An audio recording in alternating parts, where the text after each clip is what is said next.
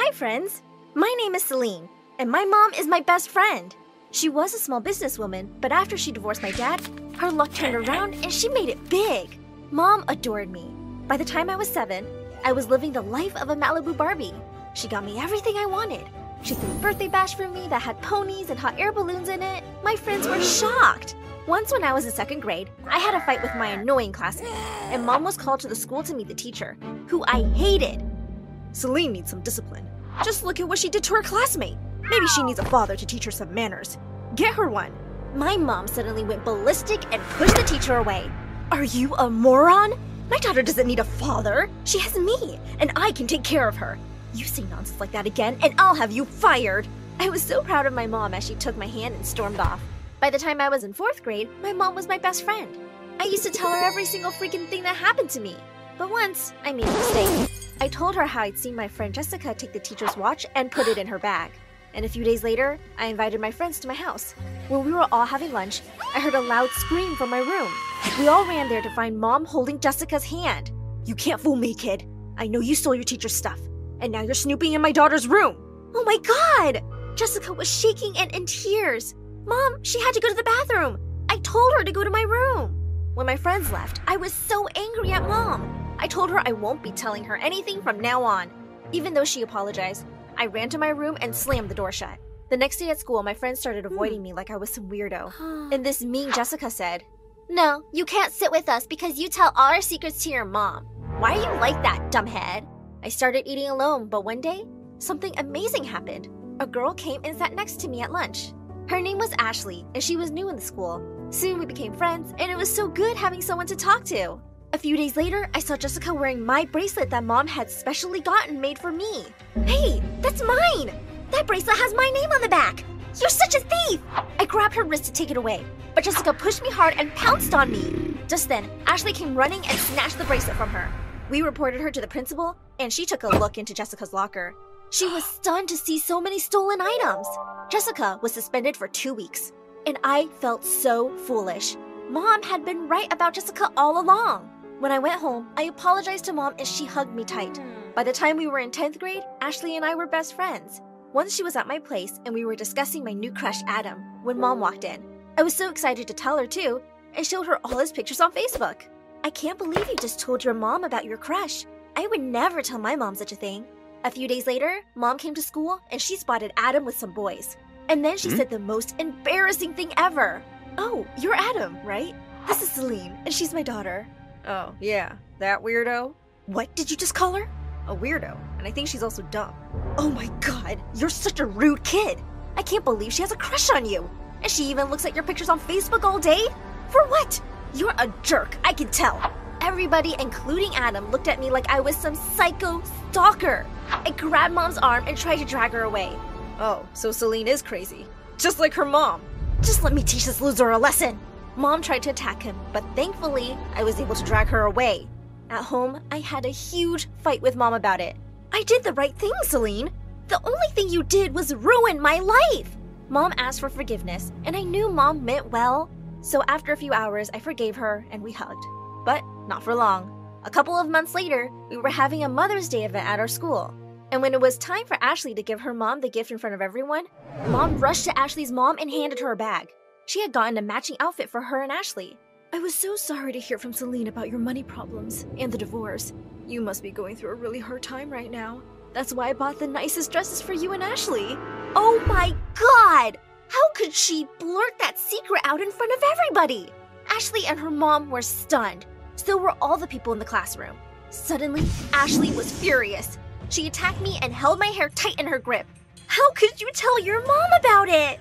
You know she can't keep a secret. Why did I ever trust you?" Even Ashley's mom was furious and she screamed at Mom, calling her bad names. And that day, I lost my best friend. She just refused to talk to me, and a week later, she and her mom moved away without even saying goodbye.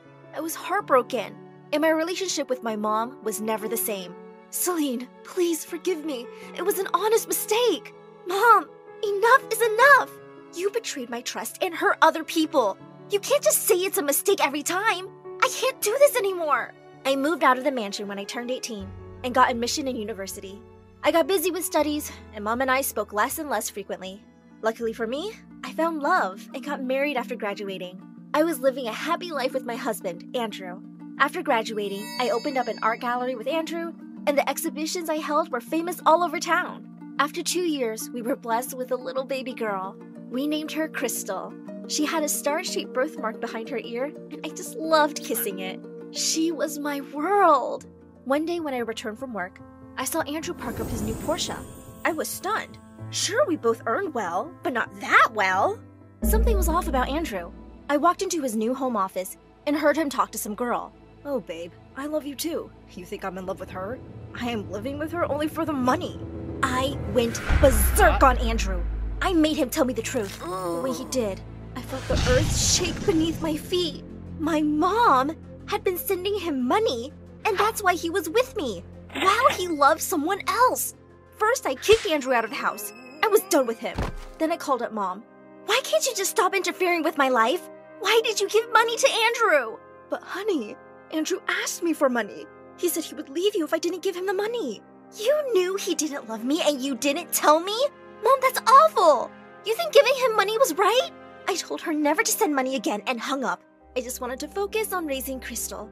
Now that life was set, Crystal and I became best friends. When she was 4, I took her to Disneyland and we had a blast. I even got a star tattooed behind my ear, just like Crystal's birthmark. Mommy, we have the same mark now. I love you. After a few days, it was time to go home. When our plane landed, we needed to take the train to get home. As I was buying tickets, I suddenly turned around and saw Crystal wasn't there. I went crazy. I searched for my baby girl all over the station, but I didn't find her. People started to help me look for her, and soon the cops arrived on the scene too. I just sat down on a bench, crying with shock. I couldn't believe that my daughter was missing. I took my phone out and called the only person I could think of. I need you to come immediately, Mom. The minute she arrived, I broke down in tears and hugged her tight. I'm so sorry, Mom.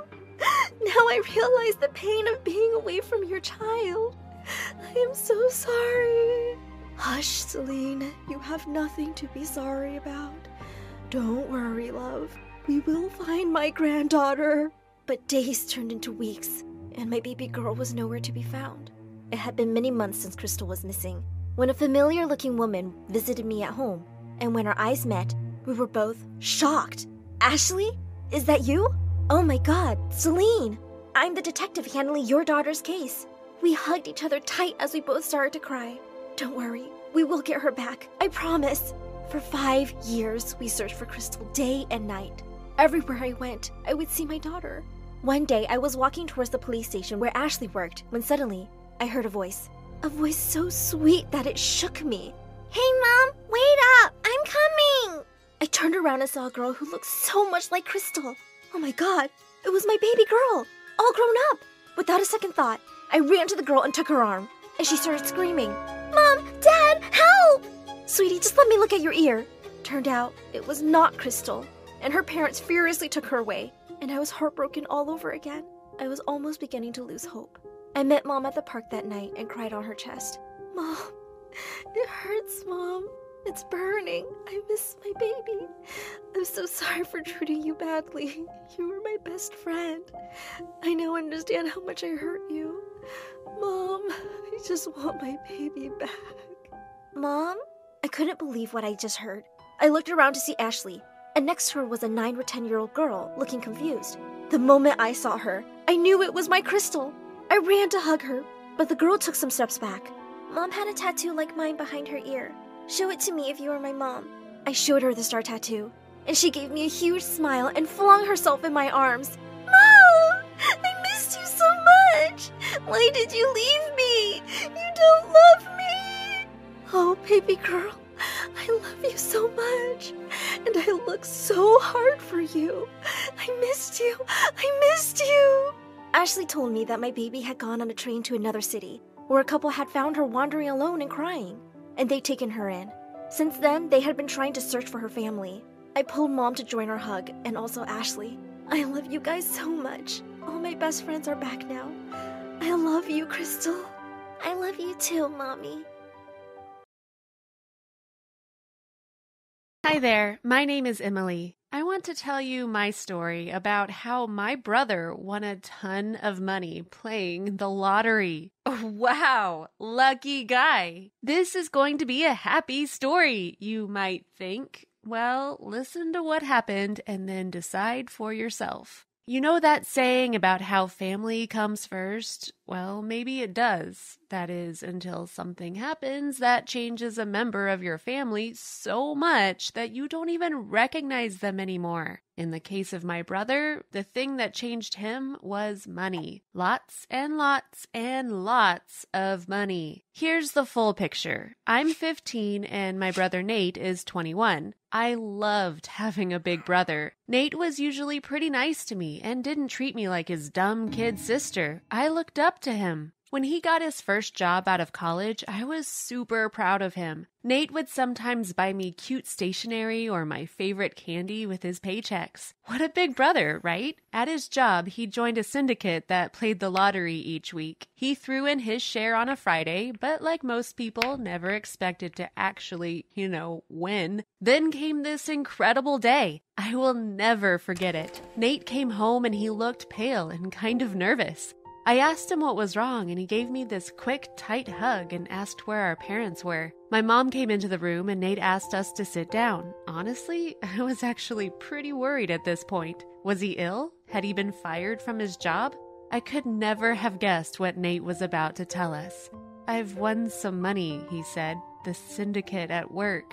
We won the lottery. It's almost $1 million. My mom leaped up and hugged him. I did the same. We were so happy for him. It was the biggest news I'd ever heard. My brother had won the lottery. When my dad came home, Nate told him about his lottery win, and we all went out to my brother's favorite Mexican restaurant to celebrate. My dad picked up the bill for us all, and we had such an amazing time. In fact, that evening was pretty much the last time we all had fun like that together. The thing is, almost straight away, Nate got weird about his money. My mom wondered if he would want to move out of home and find his own place, but he didn't. That wasn't a problem, but when my mom and dad asked my brother to contribute towards the food bills or something, he got resentful about it. And then, boom! I mean, literally, the family car finally gave up. It was old and it wasn't a surprise, but my parents didn't have enough spare money to buy another. My dad asked Nate if he would be able to throw in a few $100s towards replacing it, and my brother got angry. It was horrible. Nate shouted at my dad that he wasn't a bank or moneylender. I knew my dad would feel so hurt by that. My dad is one of those people who doesn't ask for help too easily. I can be like that as well, and I completely understood how my dad would be feeling. Don't get me wrong, we all knew that it was my brother's money, but he was still living in my parents' home. Plus, they'd worked so hard to put us both through college. Why was my brother being so mean to them? At the end of the day, it was only money, right? It made me sad to think that we were much happier before Nate got so rich. Then something terrible happened. My father suffered a stroke. No kidding, it was so frightening. I was scared that he might die. Thank God that he made a pretty good recovery, although he couldn't get around the house so easily. The major issue was that he wasn't able to climb the stairs. My mom said that we had two options, fit a downstairs bathroom or get a chairlift to help him up and down the stairs. The problem is that either one of those options would cost a few $1,000s, and like I said, my mom and dad do okay, but they aren't exactly rolling in spare money. You know what's coming, right? You guessed it. My mom asked my brother if he would pay for the modifications to our home so that my dad could be more comfortable. The way Nate reacted made me ashamed to be his sister. I know that sounds bad on my part, but I really did. He refused to pay for anything, and there was a huge argument between my parents. A few days afterwards, he moved out and into his own apartment. I didn't speak with Nate for a few weeks after that, but then he called me up and invited me over to see his new place. I mean, wow, it was incredible. Nate's new apartment was in the best part of town, and he had spared no expense in making sure it looked the part. He had a top-of-the-range television, gym equipment, and had filled his wardrobe with designer clothes. I'm only human. I was kind of impressed at all the stuff he had, and I guess I even felt a little envious. But then I got to thinking about my dad, our dad. I swear the amount Nate had spent on his TV could have paid for my dad to be able to get around our house with a little dignity. I had all kinds of mixed feelings about Nate at this point, but mainly I felt like he was making a big mistake. The brother that I had hero worshipped wasn't acting like much of a hero anymore.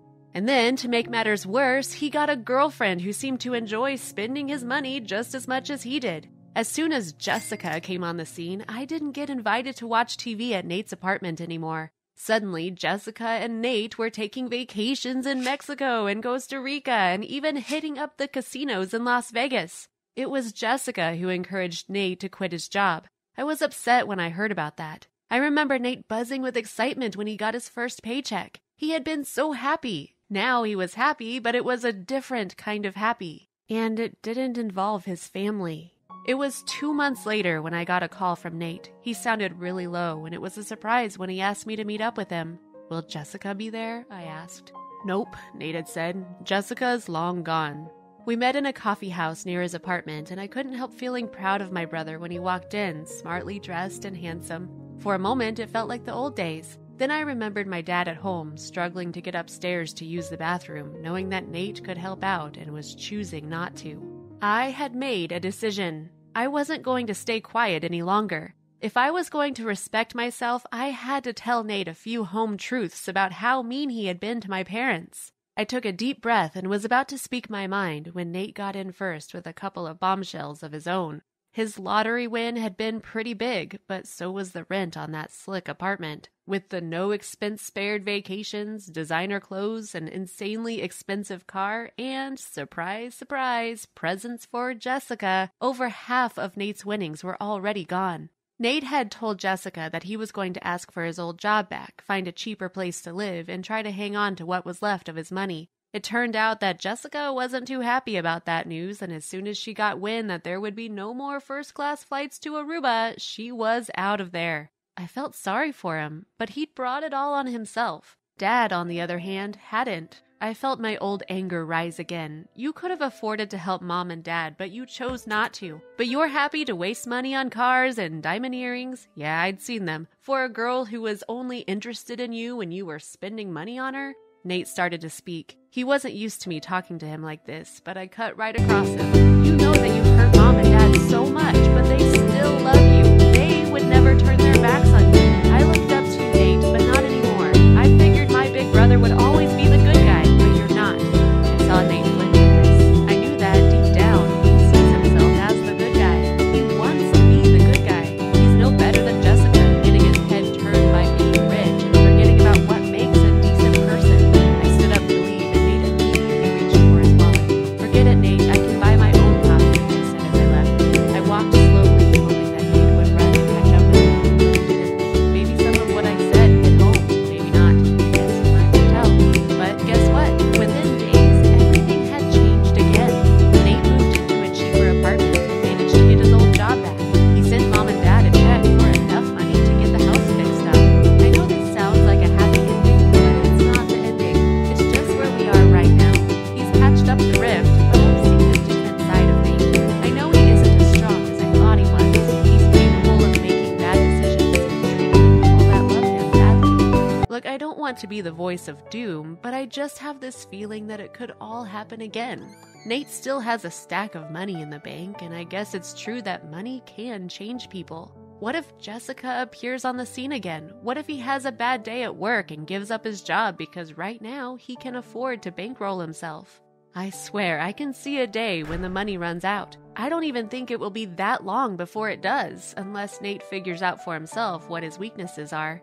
There comes a point when you can't help someone, though. Is he happier now than before he won the lottery? I really don't think so. But he is a lucky guy, not because he won all that money, but because when it's gone, I'll still be here. So will Mom and Dad. There'll be all kinds of emotions to handle, but there'll still be love. No matter what, we'll love him. His bank balance isn't his safety net. We are. That's family, I guess. I hope that watching the mistakes Nate has made has somehow helped me become wiser. We have a responsibility to the people we love. If we're lucky, they'll still be there when we make mistakes. We forgive and we try to do better next time. I just hope that Nate knows how lucky he really is, and not because he won the lottery.